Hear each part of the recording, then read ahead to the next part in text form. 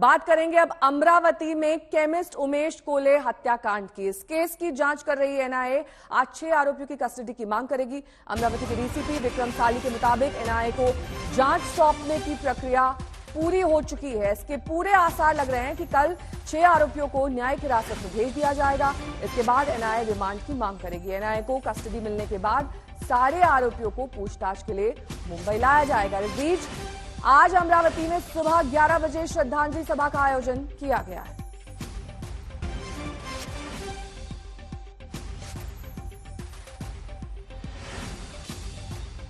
मृतक उमेश के परिजनों से सांसद नवनीत राणा ने मुलाकात की, जाना घटना के बारे में, और ये उसी वक्त की तस्वीरें हम आपको दिखा रहे हैं जब वहां पर नवनीत राणा पहुंची।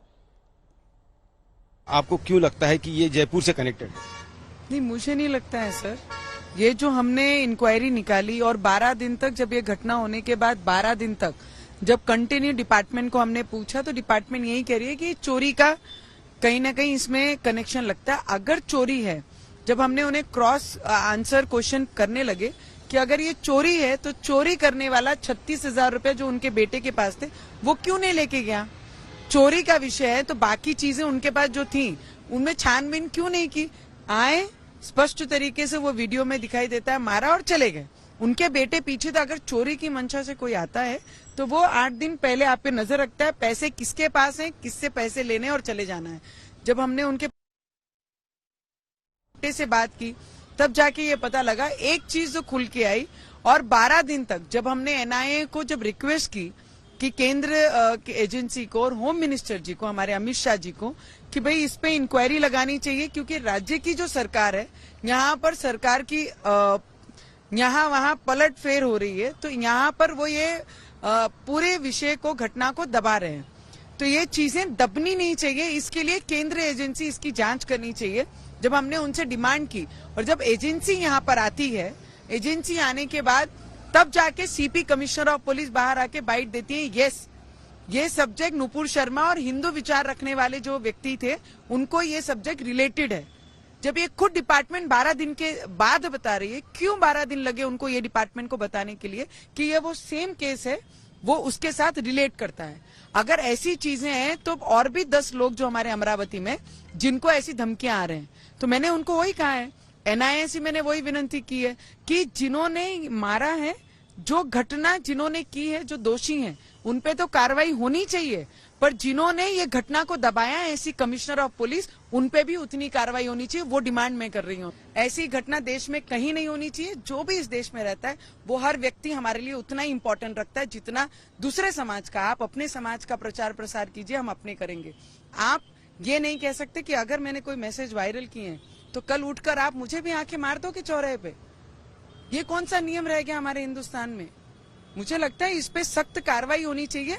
कोई भी व्यक्ति हो, कोई भी धर्म का हो, अगर ऐसी घटना किसी के साथ होती है तो ऐसे जुर्म करने वाले जो भी क्रिमिनल्स है उन्हें चौराहे पे लाकर ऐसी सजा देनी चाहिए कि आगे आने वाले समय में वो क्रिमिनल सपने में भी ना सोचे कि वो ऐसा किसी को मार सके खुलेआम।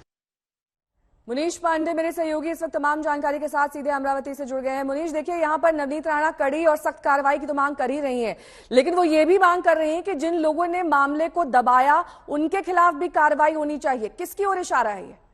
उनके खिलाफ भी कार्रवाई होनी चाहिए, किसकी ओर इशारा है? जी देखिए, इशारा पूरी की पूरी तरफ पुलिस की तरफ है। और मैं आपको यह भी बता दूं कि जब एनआईए जांच कर रही है तो इस बात का पता भी कर रही है कि क्या इसमें पुलिस की तरफ से कोई लापरवाही हुई थी या नहीं हुई थी। देखिए, एक चीज तो साफ है इसमें कि जब इस मामले की जांच शुरू हुई थी तो पुलिस ने खुद ही आकर बयान दिया हुआ था कि दरअसल ये पूरा का पूरा जो मामला है वो डकैती का है। लेकिन जैसे ही मामला एनआईए को जाता है उसके बाद में इस मामले का 7वां आरोपी इरफान शेख गिरफ्तार किया जाता है, जिसे बोला जाता है कि ये मास्टरमाइंड है और उमेश कोले को मारने के पीछे की पूरी रणनीति उसने लोगों के साथ मिलकर बनाई हुई थी, उसको गिरफ्तार किया जाता है। तो इशारा पूरी तरफ पुलिस की तरफ है। और एनआईए अपनी जांच के दौरान न सिर्फ यह पता कर रही है कि आखिरकार उमेश कोले की हत्या में कौन कौन शामिल थे, नुपुर शर्मा के बयान को लेकर उन्होंने साफ कर दिया है कि उसी वजह से हत्या की गई थी। और एनआईए यह भी जांच कर रही है कि क्या पुलिस वालों की तरफ से कोई लापरवाही हुई थी या फिर जो इस मामले के मुख्य आरोपी हैं उसको बचाने की कोशिश हुई थी।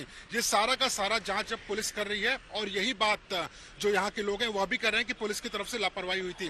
दूसरा मैं आपको यह भी बता दूं कि आज उमेश कोहली की मौत को लेकर जो लोग हैं, यहाँ के स्थानीय लोग हैं, उन्होंने एक श्रद्धांजलि सभा आयोजित की हुई है।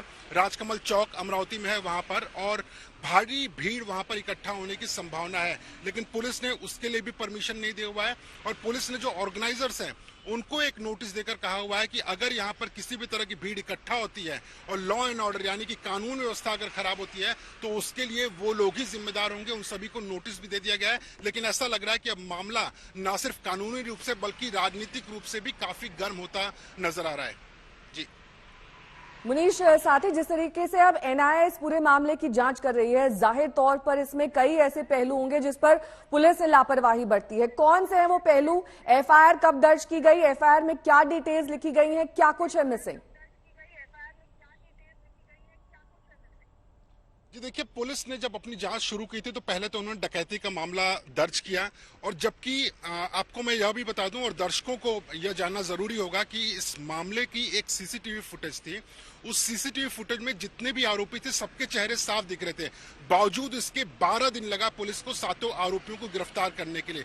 जब एनआईए ने इस मामले की जांच शुरू की है तब जाके पुलिस उन परतों को साफ कर रही है जो परतें अभी तक धुंधली थी, या फिर आप कह सकते हैं कि वो पर्दे के पीछे थे। यानी कि जिस दिन उमेश कोहली की हत्या की गई उसके एक दिन पहले भी उनकी हत्या को लेकर एक साजिश रची गई थी, लेकिन उमेश कोहली उस दिन उस रास्ते से नहीं आए थे, वो दूसरे रास्ते से चले गए थे, इसके लिए उस दिन उनकी जांच बच गई थी। उसके अलावा 19 जून को इस मामले के 3 आरोपी जो हैं उन्होंने एक मीटिंग की थी। मीटिंग में ये बात की गई थी कि उमेश कोहली को मारना कैसे है।